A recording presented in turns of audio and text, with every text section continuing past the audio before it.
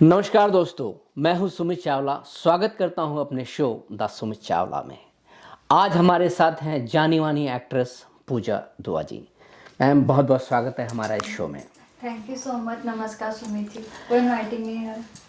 Ma'am, पहला सवाल आपसे ये पूछना चाहता कि आपका जन्म कहाँ हुआ है? मेरा जन्म हुआ लखनऊ में। अच्छा, लखनऊ से हैं आप। लखनऊ में कहाँ? एक्चुअली मेरी जब मैं होने वाली थी तो मेरे दादा दादी लखनऊ में थे, थोड़े टाइम के लिए थे। एंड बस मेरी मम्मा मत तो वो तो दिल्ली में ही थे, वो डिलीवरी के लिए जैसे कहते हैं। माँ लखनऊ में, आप वहाँ में लखनऊ में? मेरी मम्मा तो वो डिलीवरी के लिए गए थे, बस मैं वहाँ 20 दिन ही रही। तो कुल मिला के आपका जो जन्म प्लेस है वो लखनऊ है? हाँ, बस 20 दिन के लिए थे, उसके बाद मैंने लखनऊ नहीं देखा आज तक। अच्छा। नहीं, लखनऊ तो राजधानी है उत्तर प्रदेश की, बहुत खूबसूरत शहर है। मेरा जाना नहीं हुआ लखनऊ। माननीय योगी आदित्यनाथ जी ने स्वर्ग बना रखा है उसको, उत्तर प्रदेश को। आपको जाना चाहिए। आपका तो मुझे मेरी काफी फ्रेंड्स भी कहती हैं कि तुम लखनऊ से हो ना, तभी तुम इतनी नजाकत से बोलती हो, इतने प्यार से बोलती हो, वो हवा पानी जैसे होता है। जी जी जी। बट मैं लखनऊ बस 20 ही दिन रही हूँ। लेकिन उसी में नजाकत आ गई आपको। पता नहीं जी जी प्लेस का असर होता है। जी जी। तो मैम, आपकी शादी कब हुई? मेरी शादी हो गई थी, मतलब मैं कॉलेज में थी एंड तब मेरी शादी हो गई थी। तो आपने मैंने डीओ से पोल साइंस ऑनर्स किया है और आई वाज जस्ट 19। और ऐसे रिश्ता आया। पहले के टाइम में तो आपको पता ही है कि जो मम्मी पापा बोलते थे बच्चे करते थे। मतलब इवन कि मतलब हम ब्राइड का लहंगा वगैरह जो भी होता है वो भी मम्मी पापा ही लाते थे। अच्छा अच्छा। आजकल के टाइम तो बिल्कुल डिफरेंट है, वो टाइम अलग था बिल्कुल। तो मैम, आपने 19 साल में शादी कर ली, वेट क्यों नहीं किया? आपको लगता था कि मुझे कुछ एक्ट्रेस बनना है या कुछ ऐसा था आपके माइंड में, ऐसी चीजें थी तो इतनी जल्दी आपने शादी कर ली, ऐसा क्यों? उस जमाने में कुछ सोचने समझने का मुझे लगता है कुछ होता ही नहीं था। क्योंकि इतना एक्सपोजर ही नहीं था उस समय तो। जी। एंड जैसे माँ बाप बोलते थे वैसे हम बच्चे करते थे। अभी 90s की बात मैं आपको बता रही हूँ, उस समय ऐसे ही होता था।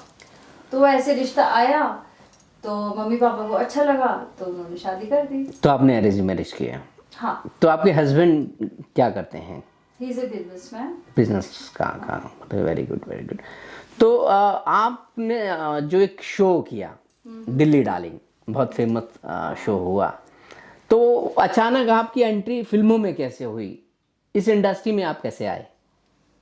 पहली बात तो मैं आपको बताऊं कि दिल्ली डार्लिंग्स में भी मैं एकदम मतलब अनएक्सपेक्टेड था मेरे लिए भी वो। क्योंकि मैं बहुत सिंपल होम मेकर थी। लाइक बच्चे, घर, पति, बस यही मेरा दुनिया में संसार था। एंड मैंने सपने में भी नहीं कभी सोचा था कि मैं टीवी पे आऊंगी। बट ये एक दिल में एक थी इच्छा कि नहीं यार लाइफ में कुछ करना है। कि मैं शुरू से ही मन में था कि नहीं मैं ये मतलब यही चीजें नहीं है, आगे भी लाइफ में बहुत कुछ है, एक नाम कमाना है अपना।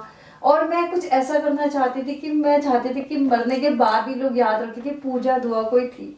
तो मुझे था कि मुझे कुछ तो बड़ा करना है, ये मन में एक स्पार्क था। तो आपको दिल्ली डार्लिंग कैसे मिला? दिल्ली डार्लिंग तो वाकई में एक मेरे लिए टर्निंग पॉइंट था। और वो कैसे मिला, जी वालों ने अप्रोच किया मुझे डायरेक्टली। तो क्योंकि मैं कुछ एनजीओ के साथ भी काम करती हूँ, किटी पार्टी, सोशल गैदरिंग में काफी आना जाना था। तो मतलब स्टार्टिंग बिगनिंग कैसे हुई है, मतलब बिगनिंग कैसे हुआ, अपनी शुरुआत कैसे हुई कि आपने इस फील्ड में को चुना? आपने मैंने एक्चुअली 2016 में मैंने एक मिसेस आइकॉन ऑफ इंडिया में पार्टिसिपेट किया। पूरा ऑडियंस जानना चाहती है, आप इस वक्त फेमस पर्सनालिटी हैं, तो ऑडियंस को बताइए इसके बारे में। बिल्कुल, मेरी लाइफ जर्नी बहुत ही मतलब सिंपल है। मैं बहुत ही सीधी सादी सी होम मेकर्स थी, जैसे मतलब सभी लेडीज हैं होती हैं। एंड बस बच्चे, पति, दुनिया यही थी मेरी। एंड फिर मुझे लगा कि यार मुझे भी कुछ करना चाहिए अपनी लाइफ में। मतलब मैं चाहती थी कि लोग मुझे पहचाने, एक मेरी आइडेंटिटी बने। तो ऐसी एक हमारी किटी फ्रेंड थी, तो उसने एक मिसेस आइकॉन ऑफ इंडिया एक लॉन्च करा। तो उसने बोला पूजा यू शुड पार्टिसिपेट। पहले तो मैं डर गई क्योंकि मैं बहुत ही मतलब एक होता है ना लो कॉन्फिडेंट गर्ल, बिल्कुल भी कॉन्फिडेंस नहीं था अपने पे कि मैं कुछ कर सकती हूँ। रैंप पे वॉक करना भी मेरे लिए बहुत बड़ी बात थी। बट फैमिली ने सपोर्ट करा, उन्होंने पुश करा। तो तो मेरे हस्बैंड ने कहा ये आप कर लो, कोई बात नहीं, जीतना हारना सोच के मत करो, तुम अपने उसके लिए करो, खुशी के लिए।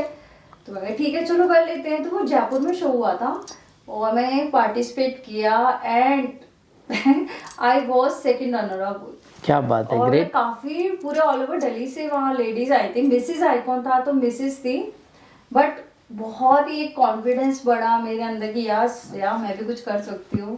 रैंप वॉक करी, वहाँ पे काफी बड़े बड़े ऑफिसर्स थे गवर्नमेंट के, तो उन्होंने मुझे मतलब ऑनर किया, क्राउन पहनाया, तो बहुत बड़ी अचीवमेंट थी मेरे लिए। फिर धीरे धीरे मैं फैशन वर्ल्ड में आ गई और काफ़ी रैंप वॉक्स किए, ब्रांड्स के लिए शूट किया, इवेंट्स में जाने लगी। एनजीओस के साथ मैं काफ़ी काम करती हूँ और अभी भी करती हूँ। एक कोशिश, एक आशा, एक स्पेशल बच्चों का स्कूल है, उनके साथ मैं काम करती हूँ। तो ऐसे ही जी वालों ने आई डोंट नो कहाँ से मेरी प्रोफाइल देखी, सोशल साइट से देखी होगी, तो फिर उन्होंने मुझे अप्रोच किया कि ऐसे एक दिल्ली का एक शो बन रहा है जिसमें हम दिल्ली की लेडीज लेना चाहते हैं जो मतलब मल्टी टैलेंटेड हैं, किट्टीज भी करती हैं, घर भी संभालती हैं। तो मैंने कहा ठीक है। पहले तो मैं डर गई, सच बात बताऊं कि उन्होंने बोला आपकी लाइफस्टाइल दिखाएंगे, आपका घर दिखाएंगे, बच्चे दिखाएंगे, हस्बैंड लाइक बिग बॉस की तरह। हाँ, उनकी जैसे आप अपने घर में कैसे बात करते हो, कैसे रहते हो, आपकी लाइफस्टाइल। पहले तो मैं डर गई, मैंने हस्बैंड को बोला यार मतलब घर में शूट होगा, बच्चों फैमिली, मैंने कहा पता नहीं ना, मैं तो बहुत सिंपल हूँ, सीधी सादी हूँ, पता नहीं क्या दिखा देंगे और ये ना हो कि फिर बाद में लोग मेरा मजाक उड़ाए। ये बहुत डर था कि लोग मेरा मजाक तो नहीं बनाएंगे। और मैम एक आखिरी सवाल आपसे पूछना चाहते हैं कि आपकी दिल्ली डार्लिंग में एंट्री कैसे हुई? एक्चुअली सोशल साइट से उन्होंने अप्रोच किया मुझे एंड मेरे काफ़ी सारे इंटरव्यूज़ हुए। और जो जी का मेन हेड है, उन्होंने मेरा जब इंटरव्यू लिया तो उनको शायद मेरी लाइफ के प्रति जो मेरी अप्रोच है, पॉजिटिव थिंकिंग है, वो चाहते थे कि चलो बाकी लेडीज़ भी इंस्पायर हो, शायद उनको मेरी जर्नी इंस्पायरिंग लगी, इसलिए मेरा सिलेक्शन हुआ। अच्छा, तो क्या कैसा लगा आपको वहाँ पे शो करके? बहुत अच्छा है। एक फर्श से अर्श तक का सफ़र मैंने जिया है। एक दिल्ली डार्लिंग्स तो ऑब्वियसली एक टर्निंग पॉइंट है मेरी लाइफ के लिए। सबने मेरे को जानना शुरू करा एंड एक मेरी आइडेंटिटी बनी, एक पहचान बनी, जहाँ जाती हूँ लोग पहचानते हैं। इवन इतने साल हो गए, 6 साल हो चुके हैं, 19 में आया था शो एंड अभी भी मैं कहीं जाती हूँ तो लोग मुझे पहचान जाते, पूजा दुआ। हाँ, मतलब वो काफी सक्सेस रहा शो। बहुत, दिल्ली में काफ़ी वो ज़्यादा पॉपुलर हुआ था शो। तो मतलब तब से लेके अभी तक आप काम कर रही हैं? बिल्कुल बिल्कुल। उसके बाद मुझे काफ़ी ऑफर्स आने लगे, जैसे मैंने सैम बहादुर मूवी में भी एक आर्मी ऑफिसर की वाइफ का रोल किया है एंड वीडियो एल्बम्स की, वेब सीरीज़ की। अभी मैंने रिसेंटली पारस छाबड़ा और कंगना शर्मा जी के साथ एक वीडियो एल्बम किया है। तो ऐसे मुझे काफ़ी ऑफर्स आए उसके बाद, दिल्ली डार्लिंग के बाद, और अभी भी आ रहे हैं और मैं कर रही हूँ। कहती हैं आप बहुत सिंपल हैं, लेकिन हर वक्त आप सोशल मीडिया पे दिखती है। हाँ, तो क्या सिंपल लोग सोशल मीडिया में नहीं आ सकते? नहीं, क्या? मैं जानना ये चाहता हूँ कि आप इतना कहती हैं मैं घर हूँ, परिवार में हूँ, लेकिन आप 24 घंटे तो सोशल मीडिया पे दिखती हैं, ऐसा क्या? Before Delhi darling I was very simple home maker and उसके बाद जैसे उस समय तो इंस्टा का इतना जमाना भी नहीं था जब दिल्ली डार्लिंग से आया था। नहीं, जमाना था बट मैं नहीं थे, मेरे पास 2000 फॉलोवर थे इंस्टाग्राम पे। तो उसके बाद मैंने अपना मतलब थोड़ा सा पोस्टिंग चालू करी और थोड़ा अब मेरे थोड़े बढ़ गए हैं आप किसी एंगल से सास तो लगती नहीं है। क्यों ऐसा? अच्छी बात है ना, it's a good complement for me, you made my day, thank you. तो जब आपकी शादी हुई तो आपके हस्बैंड ने कहा कि आप चले जाइए इस फील्ड में, या आपने उनको कन्विंस किया? एक्चुअली मेरे से ज़्यादा मेरे हस्बैंड को बहुत शौक है। हाँ। तो उनको लगा कि इतना अच्छा मतलब मौका मिल रहा है टीवी पे आने का, तो इस बहाने मैं भी आ जाऊंगा। नहीं, हम देखते रहते हैं कई बार आप अपने हस्बैंड के साथ, बहुत शौक है उन्हें भी। हाँ, he is a good dancer या। अच्छा, तो उनको भी इस फील्ड में लाई है क्या? हाँ हाँ बिल्कुल, वो भी मेरे साथ उन्होंने 2-3 वेब सीरीज में तो काम किया है। अच्छा। वीडियो एल्बम्स में भी किया है। अच्छा, करते हैं वो। तो मतलब अब वो भी इस फील्ड में आ गए हैं? मतलब ऐसे नहीं, बिल्कुल फुल फ्लैश नहीं, बट वो काफी बिजी रहते हैं अपने बिजनेस में, बट आते हैं, मतलब थोड़ा बहुत आ जाते हैं। आप बहुत सारे ब्रांड को प्रमोट करती हैं। हाँ। ऐसा क्या, पैसे के लिए या नाम के लिए? नहीं, एक्चुअली पैसे के लिए तो मैंने कभी काम करा ही नहीं है। मुझे बस ये लगता है कि जो मेरे लिए अच्छा है, मेरी पर्सनैलिटी के लिए अच्छा है, और जो मुझे अच्छा लगता है वो मैं करती हूँ। जैसे आज जैसे दिल्ली डार्लिंग्स में भी हमें 1 रुपया भी नहीं मिला था। Really, it's reality. अच्छा। 1 रुपया भी नहीं दिया था जी वालों ने। मैं तो जी वालों को ओपनली बोलते हैं, हमने इतनी मेहनत करी 4 महीने, मतलब कुत्तों की तरह शूट करवाया था इन्होंने, कसम से। इतना हमें सुबह से लेकर रात तक शूट करवाया, तो जो मिला। तो उन्होंने गलत नहीं किया भाई। मैं आज बट चैनल मुझे को सपोर्ट इसलिए पैसे तो देने चाहिए ना, लेकिन देखिए देखिए, आज हम बात करते हैं, आज हमारे बीच आजकल अब मैं एक शो में भी जाती हूँ घंटे के लिए, उसमें भी मुझे मतलब नहीं, मैं मानता पैसे हूँ, मिलते हैं। पैसा मिलता है, लेकिन कहने का मतलब पैसा किस चीज को मिलता है? ब्रांड को। तो ब्रांड बनाने में किसका हाथ? हाँ, जी वालों का वो तो मैं बिल्कुल दिल से थैंक यू बोलती हूँ। उन्होंने हमें मतलब 0 से हीरो बना दिया। आज की डेट में मैडम, कहने का मतलब ये है कि हमारी ऑडियंस सुन रही है, जान रही है, समझती है कि आज आप कोई भी ब्रांड बना लें, कोई भी चीज बनाएं, जब तक आप उसको प्रमोट नहीं करते वो चलता नहीं है। बिल्कुल। तो सोशल मीडिया आने से क्या फर्क पड़ा है हमारी ऑडियंस में? आजकल के बच्चे हैं जो रील्स बनाते हैं, इंस्टाग्राम पे हैं, फेसबुक पे हैं, तो आप यूथ को क्या मैसेज देना चाहती हैं? आजकल मुझे लगता है कोई भी फेमस हो सकता है, बस आपके अंदर एक क्रिएटिविटी होनी चाहिए, एक मतलब इच्छा, पैशन होना चाहिए, तो कोई भी फेमस हो सकता है। मतलब पहले के टाइम में ऐसा नहीं होता था, बहुत इतना पहले मतलब बहुत स्ट्रगल करना पड़ा। एक्सपोजर कम था, अब एक्सपोजर बहुत ज़्यादा हो गया है। तो अगर आपके अंदर टैलेंट है और आप चाहते हो लोगों को दिखाना, अगर लोगों ने पसंद किया तो आप रातों रात स्टार बन सकते हो। ये जैसे फायदा है, बहुत बड़ा फायदा है। बहुत बड़ा। और एक नया प्लेटफॉर्म आया AI, उसके बारे में क्या कहती हैं आप? AI तो मुझे लगता है काफी मैं आपको बैठे बैठे लंदन पहुंचा खतरनाक चीज है। बहुत ही खतरनाक, डेंजरस भी है। अगर पॉजिटिव वे में यूज हो तो बहुत बेनिफिशियल है जी। तो क्या लगता है आपको, क्या AI यूज होना चाहिए इंडिया में? होना चाहिए, एक लिमिट तक होना चाहिए, एक कुछ उसमें कुछ लिमिटेशन होनी चाहिए, तो होना चाहिए बिल्कुल। मैम, आप किन एक्टरों की फैन रही हैं, एक्ट्रेस में और एक्टर में? मैं सच बात बताऊँ, मैं सबसे बड़ी फ़ैन शाहरुख खान की हूँ। वो मेरे कॉलेज में आए थे और तब वो मतलब बहुत सीरियल्स वगैरह में ही थे, एक शायद मूवी भी आई थी उनकी, बट मैं तब से फ़ैन हूँ उनकी और आज तक। फैन है या क्रश है? नहीं, वो पसंद, उनका मतलब स्टाइल, उनका वे ऑफ टॉकिंग, मतलब सब अच्छा लगता है। अच्छा। एक्टिंग भी अच्छी लगती है। एक्टिंग भी अच्छी, तो मतलब आपके फेवरेट एक्टर हैं शाहरुख हाँ, खान। फेवरेट है। और एक्ट्रेस में आप किसको ज़्यादा पसंद करती हैं? मुझे करीना कपूर पसंद है। करीना कपूर जी पसंद हैं, क्यों? उसमें ऐसी क्या खास बात? उनका एक अलग ही स्वैग है, जैसे मतलब उनका स्टाइल, वो हर रोल में एकदम फिट हो जाती हैं बिल्कुल। मतलब करीना कपूर की कोई मूवी मैं छोड़ ही नहीं सकती। कोई ऐसी फेवरेट फिल्म जो आपने उनकी देखी हो, कई बार देखी? जब वी मेट, माय जब वी फेवरेट मूवी। अच्छा अच्छा। बहुत नेचुरल एक्टिंग करती हैं वो। हाँ, हाँ, और मुझे लगता है वो रियल लाइफ में भी ऐसी चुलबुली है। जी जी, मैं उनसे मिला हूँ। अच्छा, और रियली? जी, जी, ओ जी, वाह, मैं मिला हूँ, मैंने कहानी कभी की है। मुझे भी मौका मिले काश उनसे मिलने का। और शाहरुख साहब के साथ भी मैंने 2 अच्छा, फिल्में की हैं। ओह वाह, तो मुझे भी वो अच्छे लगते हैं। मुझे अच्छे तो दोस्त बहुत हैं, प्राउड अच्छे फील friend हो रहा हैं। है आपके साथ बैठते हुए कि आप शाहरुख और करीना के साथ आज बैठे हैं। मैं खुद इस बात को वो करता हूँ कि आज अगर मैं एक्टर हूँ या डायरेक्टर हूँ या प्रोड्यूसर हूँ, कुछ भी हूँ, उसमें धर्म जी का बहुत बड़ा हाथ था, धर्मेंद्र साहब। वाकई में वो तो अलग ही उस फैमिली ने पर्सनालिटी मुझे है। बहुत सपोर्ट किया। अच्छा। जी।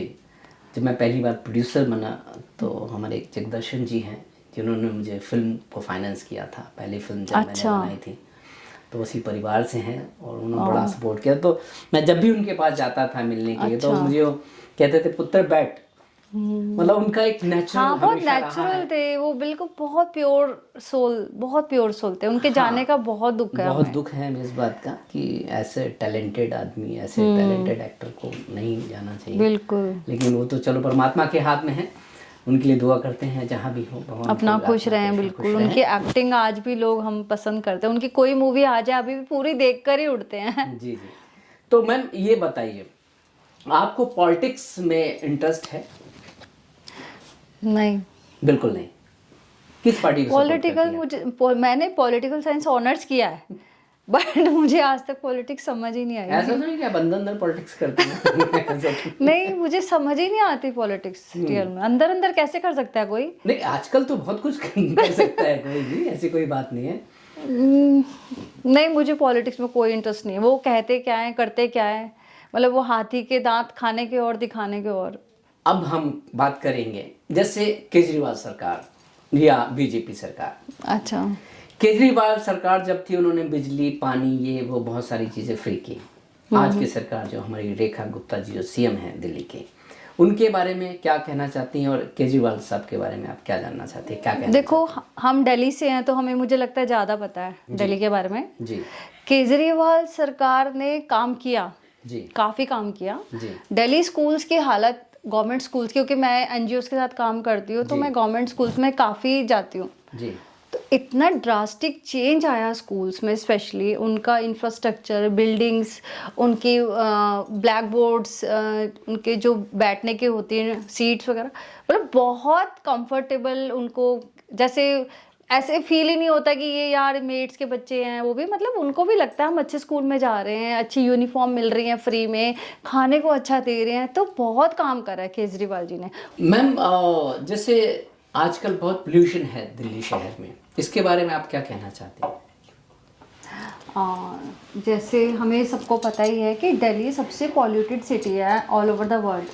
तो फ्रेंड्स, मेरे को ये समझ नहीं आ रहा कि अभी तक दिल्ली गवर्नमेंट सो क्यों रही है। मतलब इतने वर्स्ट सिचुएशन में भी दिल्ली गवर्नमेंट सो रही है, और छोटे छोटे बच्चे जो प्रेग्नेंट लेडीज़ है मैं देखती हूँ इतना सफ़र कर रहे हैं। मतलब मेरी सिस्टर की छोटी सी डॉटर है, वो ऐसे इतनी सी है, मतलब 5 मंथ्स की है, वो खांस रही है। सोचो आप, इतना छोटा बच्चा मतलब खांस रहा है, कितना मतलब बुरा लगता है देख के कि छोटे बच्चों पे, न्यू जनरेशन पे क्या इम्पैक्ट आ रहा है। कि पॉल्यूशन के लिए अभी तक गवर्नमेंट सो रही है, कुछ कर नहीं रही। कुछ हार्ड डिसीजन लेने चाहिए गवर्नमेंट को, जल्दी से जल्दी। काफ़ी प्रॉब्लम्स हो रही हैं दिल्ली के पॉपुलेशन के साथ, मतलब दिल्ली के लोगों के साथ खिलवाड़ हो रहा है ये तो।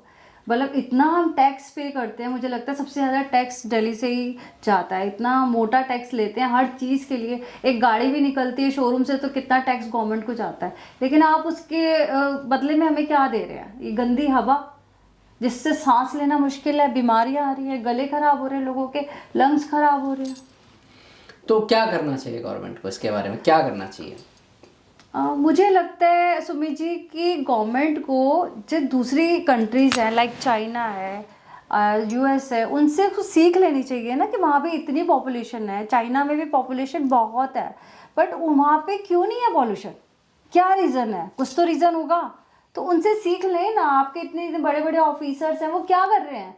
जाए चाइना, देख कर आए, सीख कर आए वहाँ से कि उनकी हवा क्यों साफ़ है और हमारी हवा इतनी गंदी क्यों है।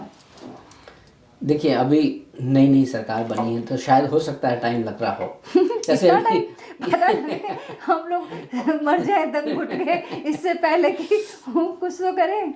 नहीं तो आपको क्या लगता है कि केजरीवाल साहब के टाइम में ज़्यादा अच्छा था या अभी की सरकार में ज़्यादा? मुझे लग रहा है अब ज़्यादा हवा तो अब ज़्यादा खराब हो गई है। ज़्यादा हो गई हाँ है। बिल्कुल, बहुत खराब हो गई है।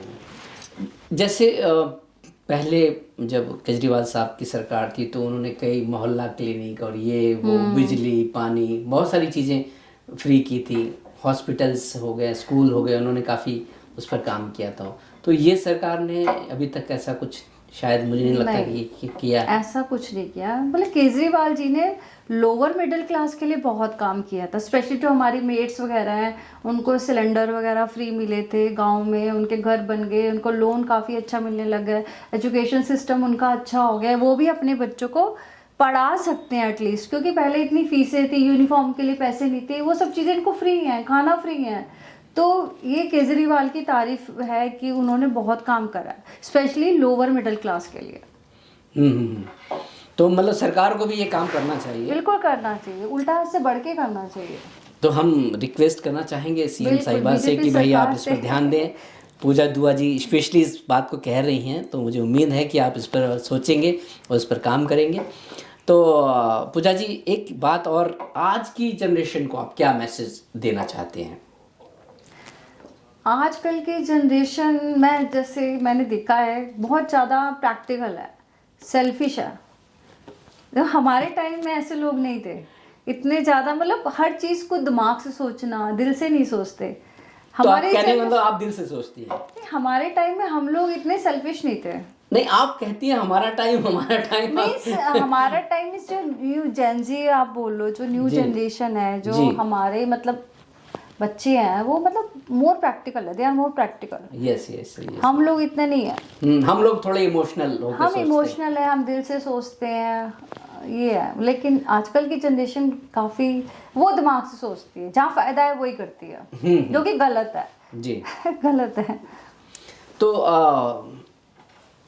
अभी कोई प्रोजेक्ट आपके चल रहे हैं इस वक्त जो आप कर रही हैं?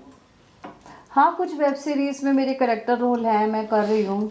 और काफ़ी किए भी हैं मैंने, मदर के करेक्टर्स किए हैं, काफ़ी वीडियो एल्बम्स किए हैं। आजकल सीरीज में बड़े अच्छे अच्छे कंटेंट आते हैं आजकल, जैसे दिल्ली, यूपी, बिहार, पंजाब, यहाँ के कंटेंट काफ़ी चलते हैं। इसके बारे में आप क्या सोचती हैं?